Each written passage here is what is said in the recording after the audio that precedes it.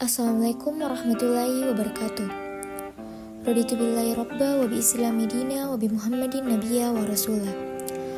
Perkenalkan, nama saya Mailuna Anjani dengan NIM 091058032410. Dalam sebuah penelitian, data merupakan elemen yang sangat penting. Tanpa data, kita tidak akan memiliki dasar untuk menyimpulkan, mengkritisi, atau memberi solusi terhadap suatu permasalahan. Tetapi sebelum mengolah data, kita harus tahu dari mana data itu berasal, bagaimana bentuknya, dan bagaimana kita mengambil bagian populasi yang tepat sebagai sampel. Maka dari itu, dalam video ini saya akan membahas dua bagian penting. Yang pertama, klasifikasi data. Yang kedua, populasi, sampel, dan penentuan ukuran sampel. Yang pertama, klasifikasi data. Data dapat diklasifikasikan dari beberapa sudut pandang atau kategori. Setiap klasifikasi membantu peneliti memahami jenis data yang sedang mereka tangani dan bagaimana cara terbaik mengolahnya. Nah, klasifikasi data ini terbagi menjadi 5. Pertama, sumber data, cara memperolehnya, waktu pengumpulan, jenis data, dan sifat data. Yang pertama, berdasarkan sumber data. Di sini ada 2, yaitu pertama, data internal. Data internal ini adalah data yang berasal dari dalam organisasi atau instansi yang bersangkutan. Contohnya seperti laporan keuangan tahunan perusahaan, data absensi pegawai sekolah, dan data akademik siswa. Dan yang kedua, data eksternal, yaitu data yang berasal dari luar organisasi. Contohnya, data dari Badan Pusat Statistik, hasil survei nasional, dan data dari jurnal internasional. Jadi perbedaannya itu, data internal ini berasal dari dalam organisasi, sedangkan data eksternal ini berasal dari luar organisasi. Yang kedua, berdasarkan cara memperolehnya. Yang pertama ada data primer. Data primer adalah data yang dikumpulkan langsung oleh peneliti dari sumber pertama atau langsung dari responden.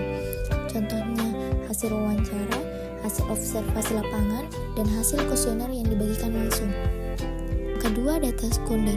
Data sekunder ini adalah data yang sudah dikumpulkan oleh orang lain sebelumnya dan bisa digunakan kembali. Contohnya seperti data dari buku, arsip kantor, laporan resmi, dan artikel ilmiah. Dan yang ketiga, berdasarkan waktu pengumpulan. Di sini terbagi menjadi 3. Yang pertama, ada data cross-sectional. Data cross-sectional ini adalah data yang dikumpulkan dalam satu waktu tertentu dari banyak objek. Contohnya, survei minat baca pelajar di bulan Maret 2025. Yang kedua, data time series. Data time series ini adalah data yang dikumpulkan secara berkala dari waktu ke waktu. Contohnya, data inflasi dari tahun 2010 sampai 2025. Dan yang ketiga, data panel. Data panel ini adalah gabungan dari cross-sectional dan time series, artinya data dikumpulkan dari beberapa objek selama beberapa waktu. Contohnya, data prestasi siswa dari berbagai sekolah selama 5 tahun terakhir. Yang keempat, berdasarkan sifatnya. Yang pertama itu ada data diskrit. Data diskrit ini adalah data yang hanya berupa bilangan bulat, biasanya berasal dari proses menghitung. Contohnya, jumlah anak dalam keluarga dan jumlah kendaraan di parkiran. Yang kedua, data kontinu. Data kontinu ini adalah data yang bisa berbentuk pecahan atau desimal karena berasal dari proses pengukuran. Contohnya, tinggi badan, berat badan, suhu, dan waktu. Selanjutnya, populasi, sampel, dan teknik pengambilan sampel. Dalam penelitian, kita tidak selalu bisa meneliti semua orang atau objek yang ada. Oleh karena itu, kita perlu mengenal 2 istilah penting, yaitu populasi dan sampel. Apa itu populasi? Populasi adalah seluruh kelompok atau kumpulan objek yang menjadi sasaran dalam suatu penelitian. Objek ini bisa berupa manusia, hewan, benda, kejadian, atau hal lainnya yang ingin dikaji.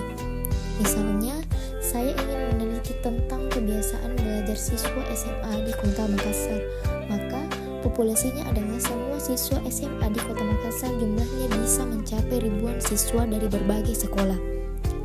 Populasi juga bisa bersifat finite dan infinite. Populasi finite atau terbatas, maksudnya jumlahnya bisa dihitung seperti jumlah siswa, jumlah rumah, atau jumlah perusahaan.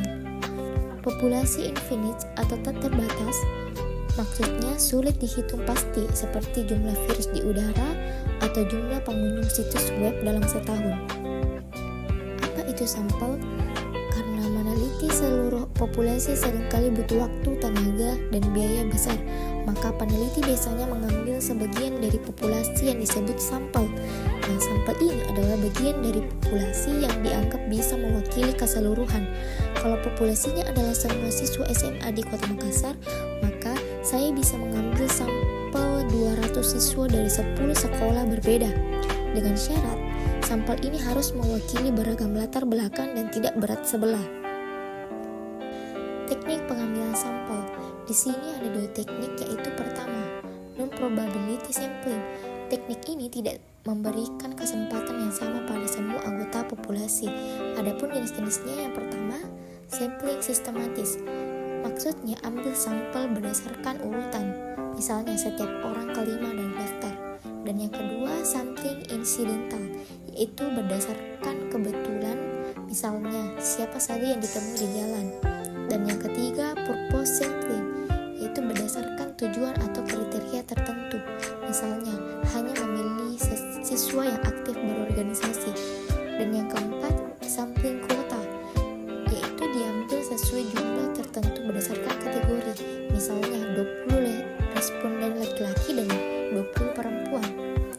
Yang kelima, sampling genome, maksudnya seluruh populasi digunakan sebagai sampel, biasanya kalau populasinya kecil. Dan yang keenam, snowball sampling, yaitu mulai dari sedikit lalu responden merekomendasikan responden lainnya. Adapun teknik yang kedua yaitu probability sampling. Semua anggota populasi punya kesempatan yang sama untuk terpilih. Nah, adapun juga jenis-jenisnya, yang pertama simple random sampling, yaitu semua punya peluang yang sama, misalnya diundi. Dan yang kedua, stratified sampling, yaitu populasi dibagi dulu, misalnya berdasarkan kelas atau usia, lalu diambil sampel dari setiap kelompok. Dan yang ketiga, cluster sampling, yaitu berdasarkan kelompok alami, misalnya memilih beberapa sekolah secara acak dari seluruh sekolah di kota. Kesimpulannya, dalam proses penelitian, memahami klasifikasi data serta konsep populasi dan sampel sangatlah penting. Klasifikasi data membantu peneliti mengenali jenis data yang mereka miliki dari segi sumber, cara memperoleh, waktu pengumpulan, dan sifatnya. Hal ini memudahkan dalam proses analisis dan pengambilan kesimpulan yang akurat. Sementara itu, karena tidak selalu memungkinkan untuk meneliti seluruh populasi, maka pengambilan sampel menjadi solusi yang efisien. Dengan memilih sampel yang tepat menggunakan teknik yang sesuai, baik probability maupun non-probability sampling, peneliti tetap bisa memperoleh hasil yang valid dan mewakili keseluruhan populasi. Dengan memahami dasar-dasar ini, seseorang peneliti akan lebih siap dalam merancang penelitian yang kuat, efisien, dan terpercaya. Baik, mungkin itu saja yang bisa saya jelaskan. Wassalamualaikum warahmatullahi wabarakatuh.